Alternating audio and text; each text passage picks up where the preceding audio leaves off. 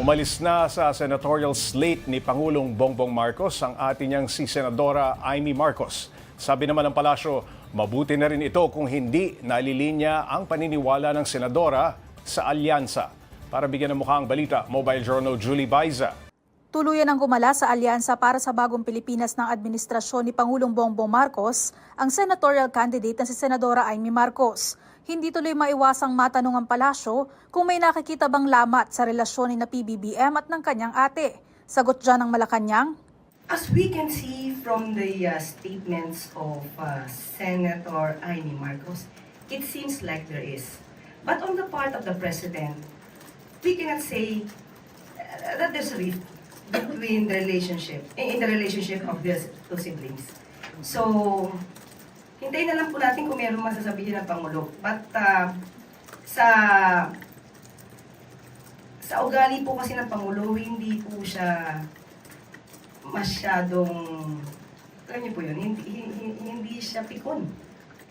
Kung tungkol naman sa pag-alis ng senadora sa alyansa ang pag-uusapan, kung hindi po talaga nalilinya ang kanyang mga paniniwala, sa paniniwala ng alyansa, mas maganda po siguro talaga na siya ay umalis dahil kung hindi niya pa paniniwalaan ang mga programa ng alyansa, hindi po talaga magkakaroon ng magandang relationship. maaalalang pinangunahan ni Senadora Amy ang investigasyon sa ginawang pagpapaaresto ng International Criminal Court kay dating Pangulong Rodrigo Duterte. Sabi ni Castro, ni minsan ay hindi raw sumagot ang Pangulo sa anumang banat sa kanya. Nagsalita rin ang palasyo sa sinabi ng ICC na kailangan tanggapin ng bansa ang technical measures at conditions para iutos ng ICC judges ang potential interim release ni Duterte. Mahirap po kasi na sasabihin natin, although that's hypothetical, sasabihin natin na makikipag-cooperate tayo sa ICC pagdating po sa interim release dahil lahat po ng issue dyan mabubuksan. Mabubuksan din po kung magkakaroon ng freeze order sa kanyang mga assets.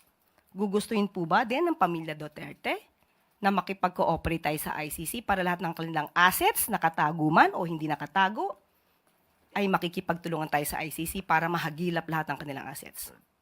Though it's hypothetical, but as we speak now, we do not recognize the jurisdiction of the ICC over the Philippines.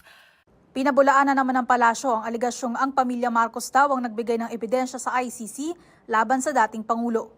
Dahil wala po tayong alam na nakipag-cooperate mismo ang pamilya Marcos para sa ICC.